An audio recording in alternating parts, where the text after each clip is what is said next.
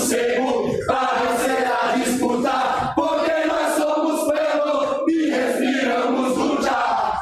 As mãos pra cima, cintura solta, solta o levante, tô com Maduro. As mãos pra cima, cintura solta, solta o levante, tô com Maduro. Eu tenho certeza que você já se revoltou como eu estou revoltado. Mas ultimamente eu tenho aberto as caixinhas pretas e trazendo todos os podres que o PT vem cometendo. E se você não sabe, eu vou te falar. A Venezuela hoje enfrenta a pobreza que enfrenta por conta do Partido dos Trabalhadores e de Luiz Inácio Lula da Silva, e eu vou te provar neste vídeo. Então venha comigo, não se esqueça de deixar o seu like, compartilhar e, claro, se você não for inscrito, inscreva-se no canal. Vamos lá para a matéria. Maduro pagou 11 milhões em espécie por campanha de Chaves, diz marqueteira. Essa matéria aqui, pessoal, vocês realmente, eu vou trazer aqui à tona algo que vai surpreender muitos. Acredito que você, como outras pessoas, devam ter se esquecido ou nem tiveram conhecimento sobre esse fato. Mas eu prefiro fazer um preâmbulo antes para que a gente possa dar início. Então, eu quero que você agora acompanhe com atenção, pois nós precisamos ter este resumo da ópera para que você venha entender de fato como as coisas elas aconteceram e como hoje a Venezuela está como está por conta do PT e por conta da ideologia de Luiz Inácio Lula da Silva. Venha comigo que eu vou entrar agora no passado e nós vamos fazer rapidamente este pequeno resumo. Bom, vamos lá. Em 1992, tivemos Hugo Chávez tentando dar um golpe na Venezuela para assumir o poder. Sendo assim, ele foi preso, não teve sucesso e ficou preso até 1997, acredito eu. Neste período, Nicolás Maduro, esteve com ele, conheceu o seu ídolo, né? Foi visitá-lo na prisão, inclusive falou que era uma sensação que ele não tinha palavras para descrever o que era ver o seu mito, algo nesse sentido.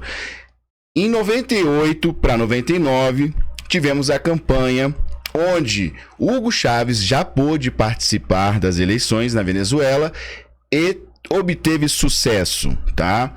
Neste período, eles fundaram o partido chamado MVR, que é o Partido Movimento da Quinta República, algo nesse sentido. Bom, aí vamos lá. Em 1999, Maduro assumiu o cargo como presidente da República e Hugo Chávez se tornou seu ministro das Relações Exteriores, vindo posteriormente a ser seu vice-presidente. Em 2007, tivemos o MVR, tá, se integrando ao PSUV. É muito nome aqui, inclusive eu tô fazendo acompanhamento aqui. PSUV, que é o Partido Socialista Unido da Venezuela, tá? E então isso foi em 2007, então preste atenção. Em 2012, o Maduro se torna responsável, tá, por fazer pagamento de campanha da reeleição de Chaves. O pagamento, ele incluía, tá, uma ajuda que o nosso, na época, né, o presidente, na época Luiz Inácio Lula da Silva, o Partido dos Trabalhadores, estava, tá, indicando esses marqueteiros e havia um pagamento, caixa 2, algo nesse sentido. Isso, inclusive, caiu na Lava Jato, tá? Tem delação, eu vou trazer para vocês essa delação aqui. Então, o pagamento dos marqueteiros políticos, tá, pelo PT, tá, Partido dos Trabalhadores, era um foco desta campanha. Então, eles enviaram os marqueteiros e, com isso, eles tinham que receber também uma grana. E essa grana aí, diz a reportagem que eram 11 milhões, mas depois eu fui pesquisar melhor, parece que ainda faltaram 15 milhões para o pagamento. Então você soma aí, dá 26 milhões, né? na época dos fatos, era muita grana. Então você veja que o Luiz Inácio Lula da Silva e o PT tiveram envolvimento, tá? Justamente para poder reeleger Hugo Chávez, que logo depois, pouco tempo depois, ele adoeceu, sabemos que ele teve câncer, veio falecer, tá? E aí Maduro assumiu, tá, como presidente, até porque foi uma indicação de Hugo Chávez. O Hugo Chávez deixou essa indicação para que ele assumisse o poder. Mas eu vou trazer tudo para vocês agora nessa ordem cronológica. A gente vai chegar aqui na delação, tá, de Mônica Moura, onde ela era esposa de João Santana, e ela fez, tá, essa delação explicando tintim por tintim como funcionou e como foi a atuação do Partido dos Trabalhadores para que Hugo Chávez viesse se reeleger à época dos fatos. Então venha comigo para que a gente possa entrar agora nos vídeos que vão comprovar exatamente o que eu estou te falando. Então, Hugo Chávez, já sabendo, tá, da sua situação, isso ficou em sigilo na época, ele não comentou com ninguém, mas ele já declarou, tá, que quem deveria assumir o poder era Nicolás Maduro. Nicolás Maduro, não sei se vocês sabem, mas ele foi motorista de ônibus, tá? Na época que ele foi motorista de ônibus, ele foi colocado estrategicamente nesse setor, justamente para que ele espalhasse a ideia socialista na Venezuela através dos motoristas, sendo que, como era um grande grupo e tinha uma influência muito grande, o motorista de ônibus está ali diretamente envolvido com toda a sociedade, né? E também com os outros motoristas. Então, o que eles faziam? Né? Eles tiveram a ideia de colocar Maduro para poder ele, tá, não ser simplesmente um motorista de ônibus, mas havia uma ideia estratégica atrás disso, era colocar Maduro para poder disseminar a ideia socialista da qual eles estavam, né, já ali pleiteando para que pudesse a Venezuela se tornasse no que se tornou hoje, tá? E o PT fez parte disso. Agora vamos ver aqui a declaração de Hugo Chávez, tá, falando sobre Nicolás Maduro. Acompanhe comigo. Pero yo quiero decir algo aunque suene duro, pero yo quiero y debo decirlo. Si, como dice la Constitución, como que dice, si se presentara alguna circunstancia sobrevenida, así dice la Constitución, que a mí me inhabilite, óigaseme bien, para continuar al frente de la presidencia de la República Bolivariana de Venezuela, bien sea para terminar en los pocos días que quedan, ¿cuánto? Un mes. Oye, sí, un mes. 32 días. Y sobre todo para asumir el nuevo periodo para el cual fui electo por ustedes, por la gran mayoría de ustedes.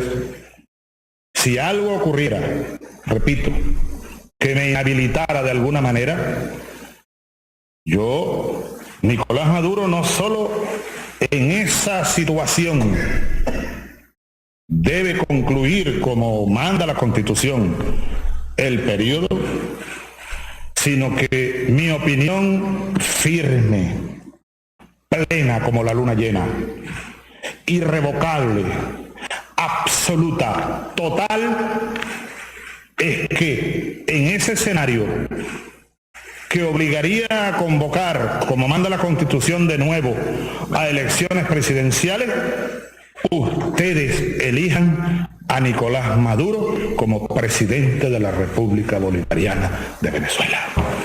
Yo se los pido desde mi corazón. E assim, a população foi convencida por Hugo Chávez que Nicolás Maduro seria a melhor opção. Mas os planos socialista de Nicolás Maduro, eles ultrapassavam, como sempre, em todo modelo socialista, eles ultrapassam toda e qualquer dignidade humana. Mas existe um fator que muitos não sabem. Mas Nicolás Maduro parece não ser venezuelano e pela Constituição da Venezuela ele jamais deveria ter se tornado presidente. Vejam comigo isso aqui. No puede ser presidente de Venezuela. No lo es porque nació en Colombia, porque es colombiano de nacimiento y porque es hijo de colombiano y la Constitución colombiana establece que hijo de colombiano es colombiano. Impressionante, tá? Impressionante. Agora, só para corroborar o que eu acabei de trazer, vejam só esta matéria. Sus abuelos maternos y una buena parte de su familia paterna nacieron en territorio cafetero. De acuerdo con las conclusiones, tampoco hay evidencia comprobable, palpable, de que él haya nacido en Venezuela, por lo que el Parlamento tiene la potestad de removerlo del cargo sin la aprobación del Tribunal Supremo de Justicia. Sino que Nicolás Maduro es el único supuesto venezolano que no tiene partida de nacimiento, sino una sentencia del Tribunal Supremo de Justicia que dice que es venezolano. Nicolás Maduro no ha presentado, exigiéndole que presente la partida de nacimiento y todavía no lo ha hecho. Fíjate que yo tengo que ser muy clara y muy honesta en esto. Este libro no es sino una recopilación de varias investigaciones de ciudadanos venezolanos que tienen muchísimos años siguiéndole la pista a este tema. Yo apenas tengo un año en el equipo del doctor Enrique Aristigueta Gramco, que es también el gran impulsador sobre este tema. Y lo único que yo hice, el único mérito, si se puede decir de alguna manera, que tengo es el haber puesto en blanco y negro, en orden, estas investigaciones que son una especie de rompecabezas, pero que cuando lo armas te das cuenta perfectamente que Nicolás Maduro não é venezolano. Agora que você viu, tá? O ninho de rato que foi essa imersão de Nicolás Maduro na Venezuela, o que parece, o que tudo indica que, como ele é filho de colombianos e pela Constituição da Colômbia, ele deve ser considerado colombiano. E a Constituição da Venezuela também diz, tá? Então, se ele hoje encontra-se no poder, encontra-se de forma inconstitucional, de acordo com as constituições locais. Olha bem, agora, a gente vai entrar agora onde você estava esperando, tá? E eu vou abrir essa caixinha agora e ela vai feder. Luiz Inácio Lula da Silva apoiou, cedeu marqueteiros, negociou juntamente com José Dirceu, juntamente com Padilha, entre outros, a inclusão de marketing político para que, assim, Hugo Chávez permanecesse no poder. Veja bem comigo o que o Lula falou à época dos fatos. O presidente Lula faz campanha pela reeleição do presidente Hugo Chávez. Eu acho que poucas vezes na história da Venezuela se preocupou com a gente pobre como o Chávez está se preocupando. E eu acho que isso vai ser levado em conta na campanha eleitoral. É exatamente isso que o Brasil está prestes a se tornar. Eu não sei se a Venezuela foi um laboratório, mas a gente sabe que desde a época do Foro de São Paulo, pelo comum acordo entre os países do eixo Caribe-América Latina, era justamente esse, tá? O favorecimento, tá? Apoio econômico, político, financeiro, para que os países que aqui se encontram, tá? Na América do Sul, se tornassem países socialistas. E esse sonho de Luiz Inácio Lula da Silva, ele foi realizado primeiramente no país que nós estamos vendo aonde chegou, tá? As pessoas comendo cachorro, comendo lixo, que é a Venezuela. Então imagine o que o Brasil não se tornará. E eu tenho uma mensagem para você no final. Essa mensagem você não pode perder. Eu vou deixar para o final mesmo, porque a gente precisa falar sobre isso. É algo muito sério, tá? Algo estratégico, inclusive, mas você precisa ficar comigo até o final, pois isso é de extrema importância e nós precisamos levar aos deputados e senadores do nosso país. Mas fique comigo e agora a gente vai entrar na matéria da Globo, onde a própria Globo, tá?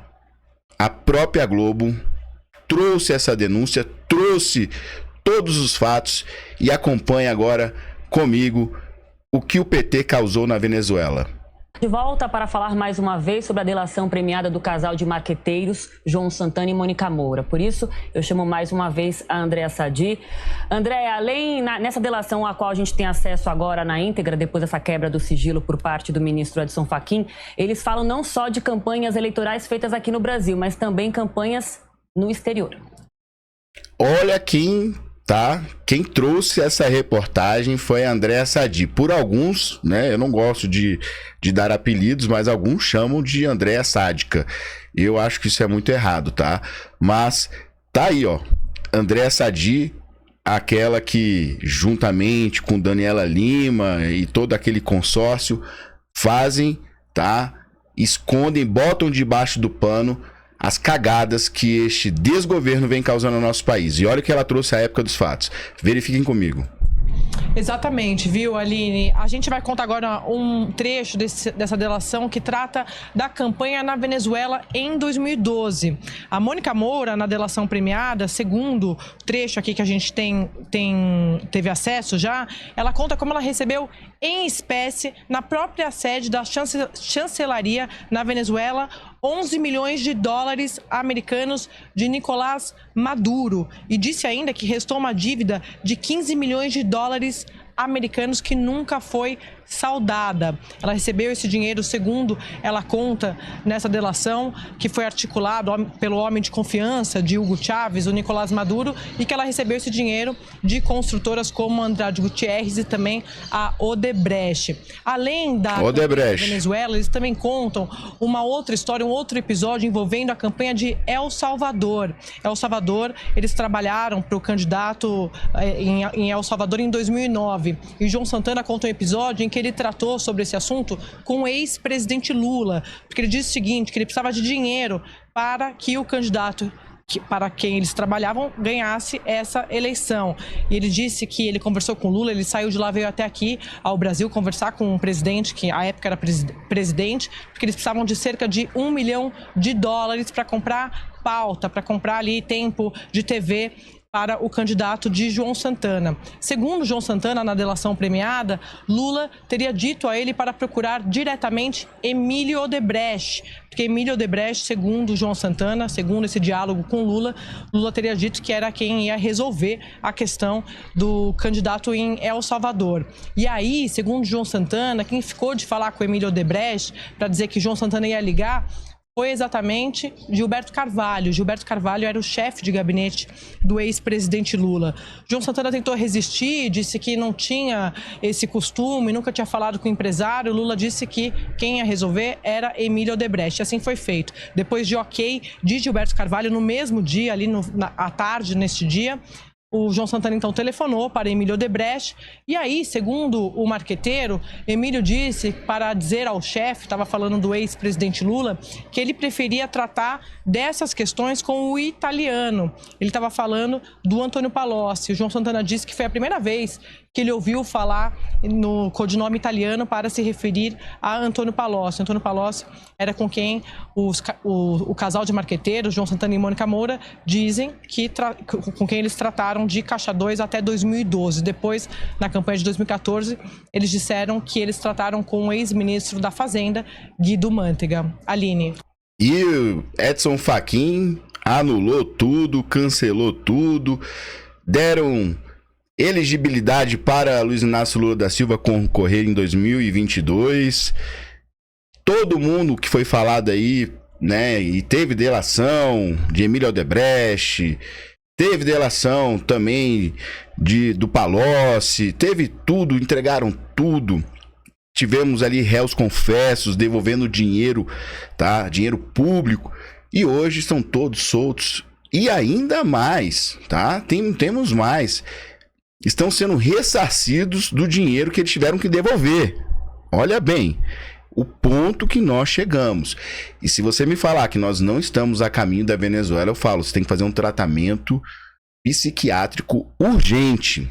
E eu não sei o que se passa na cabeça desses petistas, não. Com todas essas denúncias, delações, com tudo que foi mostrado, agora vocês vão ver a delação da Mônica Moura, tá? Não parei por aqui, não. Escutem que a Mônica Moura, tá? À época falou sobre como funcionava esse esquema. O esquema onde o PT estava fortalecendo a ditadura da Venezuela para que ela fosse ali, permanecesse, tá, firme e forte como eles sempre quiseram. Vejam só agora comigo. O presidente Lula mandou chamar o João e disse que pro João que o presidente Chávez tinha pedido a intermediação para o João fazer a campanha dele de reeleição na Venezuela. Seria em 2012, praticamente a mesma época da campanha de São Paulo, que a gente faria também a campanha de Haddad neste ano de 2012, né? Fizemos, né? Então Lula convidou João Santana para fazer a campanha de Hugo Chávez. Hugo Chávez. Eles eram muito amigos e o Hugo, segundo o Lula, o Chávez pediu essa intermediação. Então, aí o João foi sozinho a primeira vez, eu não fui da primeira vez. Foi uma reunião lá em Caracas, isso ainda em 2011, com o Zé Disseu, que era a pessoa que fazia o contato com o pessoal da Venezuela. Nessa época estava no Brasil também o embaixador, que na época ele era embaixador? Ele era embaixador. O embaixador Maximiliano Arbeláez, está aqui o nome dele, Max, que a gente chama de Max, que era embaixador da Venezuela no Brasil. Era muito amigo do Zé Disseu também, muito próximo. E viajaram, a primeira vez foi João Santana, Zé Disseu, o Max, que estava no Brasil, e também o Franklin Martins, que foi também convidado para integrar a campanha, né? Nessa primeira viagem, inclusive, tem um dado interessante, que o João depois chegou em casa comentando que eles foram de jatinho para a Venezuela, um jatinho da Andrade Gutierrez. Foi disponibilizado para que eles fossem de São Paulo a Caracas para tratar desse tema, para ver se conseguiu esse. Ele falou quem? José Disseu. Então, o João fez a primeira reunião que não estava o Chávez. O Chávez nessa época já estava doente, mas se escondia muito a doença dele por causa da eleição, também não fragilizá-lo por causa da eleição. Então, assim, tiveram uma reunião com o Maduro, que na época era Nicolás Maduro, que na época era o chanceler da Venezuela, e com mais 2 ou 3 pessoas do núcleo duro. Essa reunião lá na Venezuela? Lá na Venezuela, reunião você estava? Não, a primeira vez eu não fui. O João foi só. E a reunião foi no Palácio de Miraflores, só que o Chávez não estava. E estava o Maduro, que o João me contou, estava o Maduro, ele, o Franklin Martins, o Max, o embaixador, o Zé Disseu e mais umas 2 pessoas de lá da Venezuela que são muito próximas. É o embaixador da Venezuela aqui do Brasil. Isso, aqui no Brasil. Ele era na época, hoje ele não é mais, eu acho. Ele continua no governo lá, mas ele tem outro cargo, não sei qual. Então fizeram uma reunião, era uma reunião política, para ver qual a disponibilidade. O Lula estava? Não, o Lula nunca foi, não sei nenhuma vez. Sim. O Lula fez o primeiro contato só com o João e depois sempre perguntava como é que está a campanha, no decorrer da campanha que nós acabamos realmente fazendo. Voltou para o Brasil e aí o João falou, olha, eu aceitei fazer a campanha na Venezuela. Eu quase tive um ataque cardíaco também, porque era muita coisa já naquele ano, o famoso ano que a gente fez 4 campanhas, 5, eu sempre tiro para trás. Quais foram as campanhas? A gente fez no início do ano Dominicana, que acabou em maio a eleição, mas 2012 também. Na sequência, nós emendamos com Haddad, Angola e Venezuela. Tudo ao mesmo tempo. A eleição em Angola foi em agosto, 31 de agosto. A eleição na Venezuela era 6 de outubro. E a eleição aqui, se eu não me engano, esse ano foi 3 de outubro, primeiro turno. Então era tudo. Inacreditável, né? Eles fizeram campanha na Venezuela, República Dominicana, Angola. Só faltou Cuba, mas Cuba não, a gente não conta, né? Não tem Cuba. A gente sabe muito bem disso, mas você verifica que o dinheiro do BNDES, que foi disponibilizado naquela época, né, que nós sabemos que o PT, Luiz Inácio Lula da Silva, pagou o metrô de Caracas e não recebeu o dinheiro de volta, pagou porto em Cuba, em Angola, e enfim, né, tivemos até como moeda de troca e garantia, na verdade, tivemos garantia de Cuba que seria nos entregue charutos cubanos. Olha que absurdo, né? E pensem bem, quem ia trabalhar de graça? Emílio Odebrecht iria trabalhar de graça? Do Gutenberg, que, né, ali emprestou seu jatinho, foi José Dirceu para Caracas, alguém ia trabalhar de graça?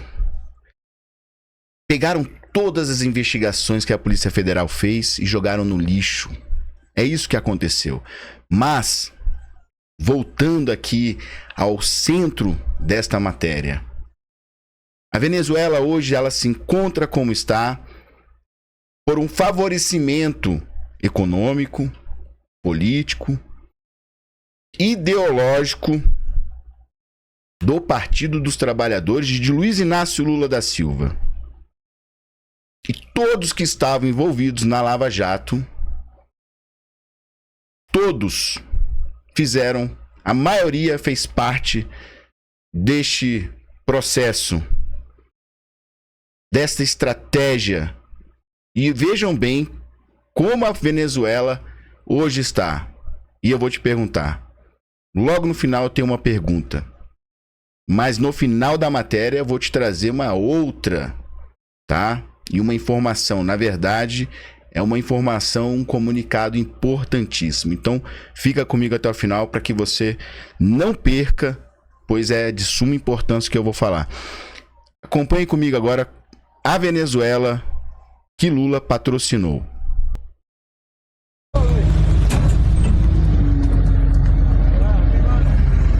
Cuéntame, ¿tienen que sacar la comida de la basura? Sí, tenemos hambre. Maduro ahora lo sabe en esta mierda. Hay que cambiar de presidente, jefe, porque no podemos vivir así. Pero esto es basura. Es basura, por lo mismo, como estamos en la situación que estamos, imagínese usted, no podemos andar así. Tenemos que sacar al presidente y lo queremos sacar. Somos gente de la calle, pero queremos sacar al presidente. Lo queremos sacar, no podemos ir más así comiendo la basura. Voy para 36 años y primera vez en mi vida que yo hago esto por mis hijos y por mí. ¿Ves? ¿Cada cuándo tienen que hacer esto? Todos los días, porque ahorita un sueldo no alcanza para nada. Un sueldo no alcanza para nada por aquí. De 36 años otra vez se lo repito, que yo en mi vida, primera vez en mi vida con este gobierno de que no como la basura, de la basura. Primera vez en mi vida.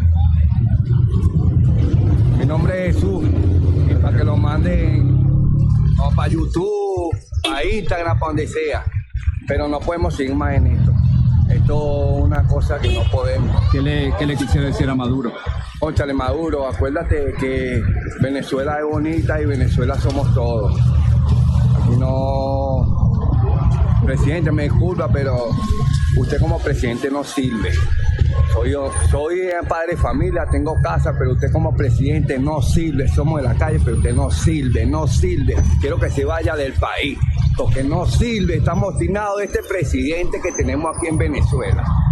Son 20 años que tenemos de pobreza. Gracias, me disculpa. E exatamente assim, desta forma, a Venezuela se encontra. As pessoas estão passando por necessidades que vocês não fazem noção. Olha a faixa atrás escrito: El socialismo nos está matando. O socialismo está nos matando. As pessoas comendo lixo nas ruas. E aí é impressionante sabermos que esta ideologia está sendo implementada. É inacreditável. Está sendo implementada no nosso país. E apoiou para que hoje a Venezuela encontre-se num estado deplorável As pessoas estão vivendo como animais, de forma desumana, mas isso está acabando. E podem ter certeza que após a captura de Maduro, nós temos uma mira voltada para o Brasil. Primeiro eles vão agir lá.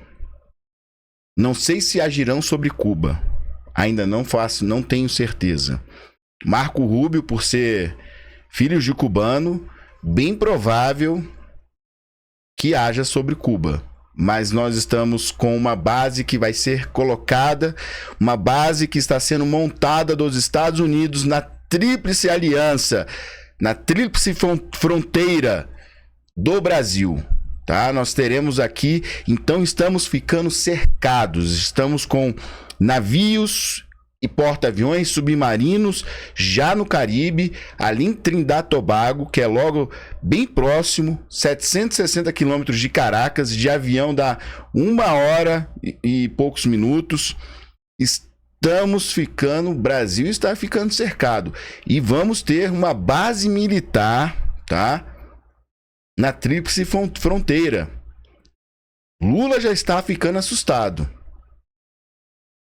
Mas Trump, ele não vai deixar que o socialismo, os tentáculos do socialismo, eles abracem a América Latina. Pois ele sabe o risco que o seu país também corre com esse desenvolvimento tá, da regressão que é o socialismo em quaisquer que seja o país. Então Lula já está ficando esperto. Agora, vejam só este dado comigo. Eu estou aqui verificando no próprio site das Nações Unidas.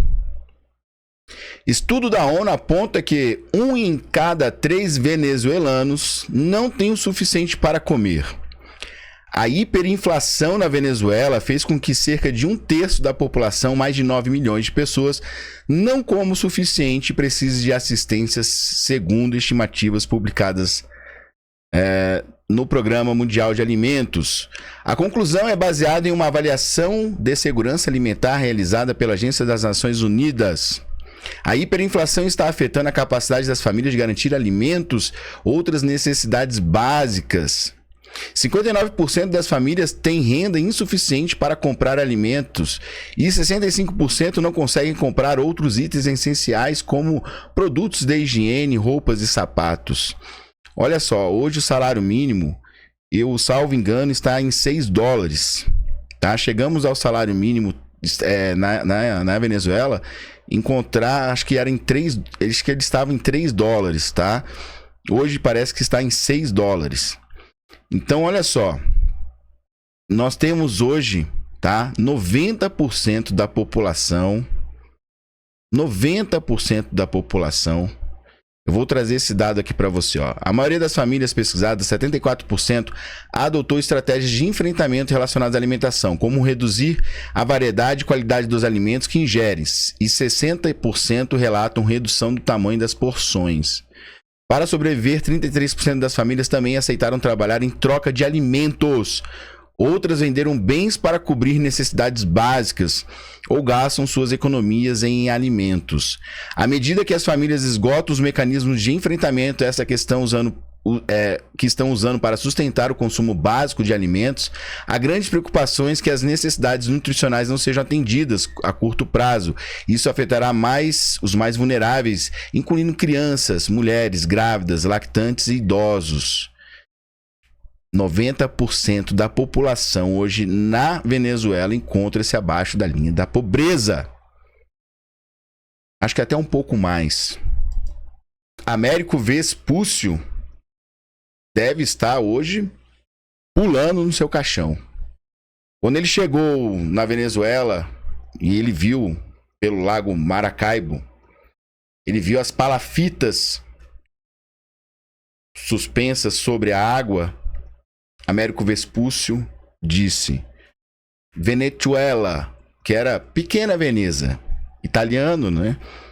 Ele viu e fez uma comparação, pois lembrava, né, aquelas palafitas sobre as águas, como a Venezuela é, tá? Como Veneza é. Então ele chamou de Pequena Veneza. Venezuela significa Pequena Veneza. E Américo Vespúcio achou aquele local lindíssimo na sua descoberta. Hoje ele deve estar pulando do caixão, com certeza. Deve estar se revirando pelo que foi feito naquele país. E é um lugar belíssimo. Mas é um lugar onde tem dado posto para o terror, para a fome, para a violação dos direitos humanos. E isso foi patrocinado pelo PT, por Lula, para que fosse implementada a ideologia do socialismo nesta região, conforme o acordo da década de 90 de Foro de São Paulo. É exatamente isso que o Brasil está prestes a se tornar. Você vê as pessoas já vendendo seus itens. Na época dos fatos, eu trouxe uma reportagem aqui, nem é de agora essa da ONU. Não é de agora. Mas as pessoas... O índice de pessoas que estão trabalhando no mercado negro é imenso. O tráfico de drogas aumentou drasticamente, pois foi um meio de sobrevivência de muitas pessoas. E o cartel de sóis, que alguns confundem, acham que o cartel de sóis produz a droga. Não. Eles têm um contato, eles têm ali com as forças da Colômbia, com os narcotraficantes, as Farc. Então na época, eles faziam vista grossa, a droga passava, e eles simplesmente, os generais... Por que eu vou até explicar. Cartel de sóis é porque cada general recebe um sol no seu... É como se fosse um broche que aqui no Brasil utiliza-se. Lá eles colocam... não chega a ser um broche, eu acho que é até costurado, tá? Algo nesse sentido. E aí eles... Conforme a patente ela vai aumentando, colocam-se mais sóis. E o cartel de sóis, isso veio se tornar um meio e uma organização criminosa, pois eles faziam vista grossa para que as drogas passassem. Como a Venezuela veio sendo sancionada, veio recebendo diversas sanções, eles começaram então a fazer, tá, o próprio transporte, até pela potência que eles possuem, né, acesso a todos os meios que são favoráveis, e onde os Estados Unidos vê como ameaça a segurança nacional, pois a droga ela tem saído do Caribe, da Venezuela, e indo diretamente para os Estados Unidos e Europa. Então eles não produzem as drogas, eles fazem a logística da droga. Então a Venezuela hoje, ela não tem um governo, mas sim uma organização criminosa que se apossou do Estado. E essa organização criminosa, ela é tão corrupta e tão criminosa quanto qualquer outra nação hoje. Eles vivem realmente, isso vem causando, inclusive esse tráfico de drogas, ele é realizado não somente para os Estados Unidos e para a Europa, mas também para o Brasil, tá? E também para o Brasil. Então, o Cartel de Sóis é uma organização criminosa que faz a logística e transporte dessa droga para o resto do mundo. E Nicolás Maduro, hoje, é o grande chefe, né? É o dono da boca.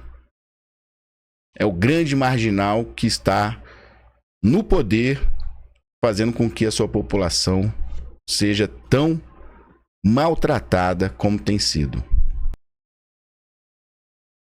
essa informação, tá? Nós sabemos que os Estados Unidos ele já está na região. Há uns dias atrás eu trouxe uma matéria onde eles estavam entre o Panamá e a América do Sul. Quem foi que fez deu essa informação foi a presidente do México, onde ela informou que as tropas estavam a caminho. São 4.000 homens da 22ª unidade, mais anfíbios, submarinos, porta-aviões, aviões P-8, aviões de inteligência.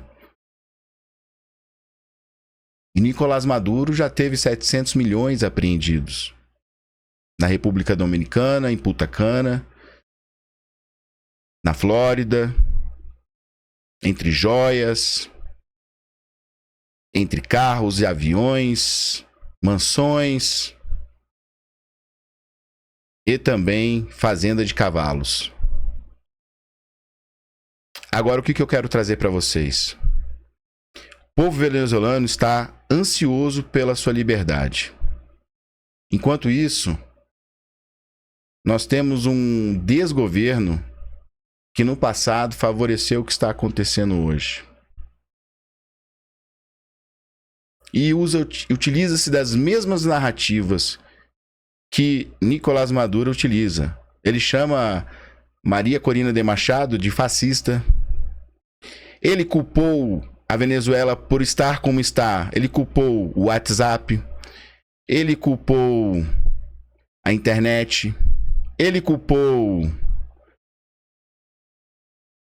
todos.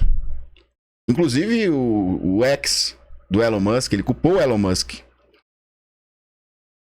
Mas ele não assume que a culpa é pela sua ideologia socialista, doentia, que provou-se que não dá certo em nenhum lugar. E a mensagem que eu quero trazer para você agora, no final da nossa matéria, esse comunicado, e que a gente deve pensar de forma estratégica, de fato, é que não dá mais para confiar no que vai ocorrer daqui para frente. Nós tivemos Edson Fachin anulando todos os processos por uma questão de jurisdição, onde a instância 13ª Vara de Curitiba não era a instância que deveria correr os processos, mas sim em Brasília. Anulou-se tudo, jogou-se todas as investigações da Polícia Federal no lixo. E ainda tornou Lula elegível novamente. As pessoas, quando foram acordar, já era tarde demais. Ninguém foi às ruas quando Lula foi elegível, se tornou elegível, quando saiu o comunicado que ele estava solto e elegível. Ninguém foi às ruas. Ainda não havia essa consciência de direita conservadora como nós temos hoje. Tudo bem, nós estamos aprendendo com a história, mas agora a gente não tem mais. Não podemos nos permitir mais cometer os mesmos erros. E o que eu quero dizer com isso?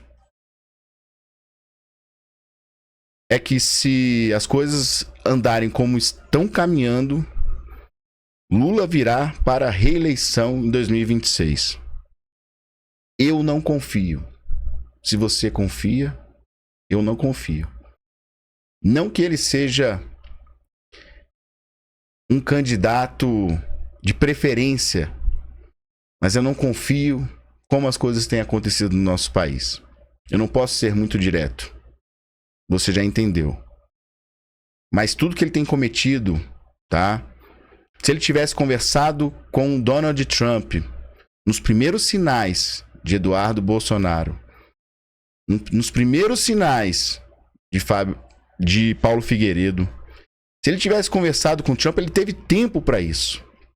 Mas ele fez questão de ir para o embate, fez questão de utilizar este momento para poder aumentar a sua popularidade. ele aproveitou-se de um momento, mas as informações são que ele deu um tiro no pé. Mas mesmo assim, nós sabemos que o sistema ele é muito maior do que nós imaginamos. E tão ardiloso quanto nós pensamos. Então o que nós temos que fazer agora é cobrar dos nossos deputados e senadores não somente o impeachment de Alexandre de Moraes, mas o impeachment de Lula. Nós não podemos correr mais o risco. Ele hoje é a representação pura da esquerda e do PT. E ele é um risco, sim. Não considerem como não. Sejamos pé no chão. Ele é um risco. E precisamos sim pautar o impeachment por crime de responsabilidade. Nós vemos que o teto já ultrapassou há muito tempo. Está pagando 300 e tantos bilhões aí para os aposentados e pensionistas diante da crise do INSS. Temos agora outra crise bilionária também que não está sendo comunicada, que é do seguro dos pescadores. Eu trouxe essa reportagem, Seguro Defensor, onde estão colocando 1.000 pessoas para cada barquinho para receber o auxílio. Está em 6,3 bilhões de reais que estão danando nosso erário. Então, ou nós pautamos agora e cobramos dos nossos deputados trabalhar de forma estratégica, que não dá para brincar. Ou ele é impeachmentado, ou nós vamos correr um sério risco de ter as imagens que vocês viram do homem comendo lixo, das pessoas comendo lixo nas ruas. Ou nós pensamos de forma estratégica, ou nós teremos um futuro igual e semelhante ao da Venezuela. Esta é a mensagem que eu queria trazer no final para vocês, que é pensar de forma estratégica e não somente pensar com o fígado e com a emoção. Mas é saber que, estrategicamente falando, Lula é uma representatividade muito forte. Na esquerda, ainda tem pessoas, e tem muitas pessoas, que parecem não viver no mesmo mundo que nós vivemos. Elas olham para essas questões da Venezuela e falam, tá tudo bem, tá tudo ótimo. Viva Maduro, viva Cuba, viva Hamas. Não dá para entender. Realmente eu não consigo entender como uma pessoa consegue ver o estado deplorável que a Venezuela está passando, as pessoas estão passando, e ainda assim apoiem esta ideologia macabra que é a socialista, comunista. Não dá para entender. Quando a Alemanha foi dividida entre a Alemanha oriental e ocidental, você via as pessoas da ocidental, da oriental, pulando muro, morrendo até, porque eram mortas, mas indo para a ocidental, onde estava sob o poder dos Estados Unidos. Agora, a Alemanha Oriental, que estava sob o poder da União Soviética, as pessoas queriam fugir de lá, porque lá o sistema era socialista / comunista. As pessoas não aguentavam viver na pobreza, na escassez, na falta de liberdade, acuadas, com medo, com repressão, e as pessoas fugiam. Tem até um filme belíssimo onde uma família construiu um balão para fugir, e fugiram no balão. Um homem que nunca havia voado de balão na vida. Tem esse filme, eu vou lembrar o nome, mas vocês podem pesquisar depois no Google. Belíssimo filme.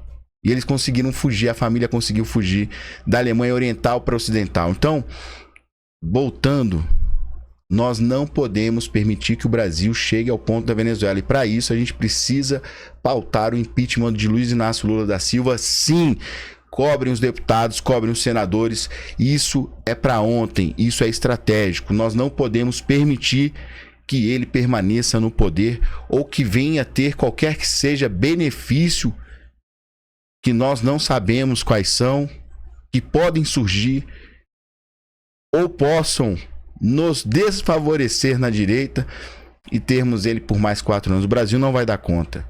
Nós não vamos dar conta. Nós vamos perecer neste país. Então eu peço para o senhor e para a senhora que está me acompanhando agora, compartilhe esse vídeo, mande para seus amigos, familiares. Eu trouxe algo aqui que é importantíssimo. Mostra exatamente a influência do PT de Luiz Inácio Lula da Silva na pobreza que hoje encontra-se a Venezuela. Eu estou trazendo um comunicado no final importantíssimo, estratégico, que a gente não pode duvidar do que vai acontecer em 2026. E antes, de forma antecipada, a gente precisa pautar o impeachment de Luiz Inácio Lula da Silva. Não tem como permanecer com ele no poder. Não tem como nós virarmos uma Venezuela.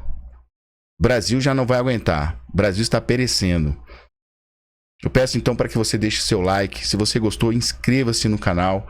Tá? Eu tenho aberto aí de caixas pretas e a coisa tem fedido bastante ultimamente. As coisas estão aparecendo. E eu achei oportuno trazer neste momento esta matéria, tá?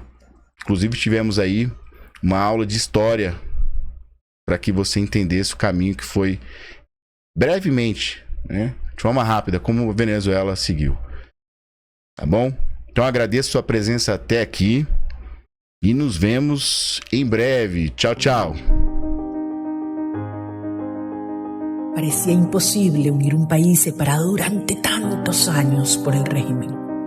Parecía imposible recuperar la dignidad, la solidaridad y también nuestros sueños. Parecía imposible ganar las primarias. No lo duden, lo vamos a lograr. Parecía imposible presentar un candidato de todos. Parecía imposible debilitarlos y derrotarlos. Parecía imposible demostrar que ganamos. Ganó el Mundo González. Tenemos por delante un nuevo desafío. Y que nadie nos venga a decir a nosotros que es imposible lograrlo.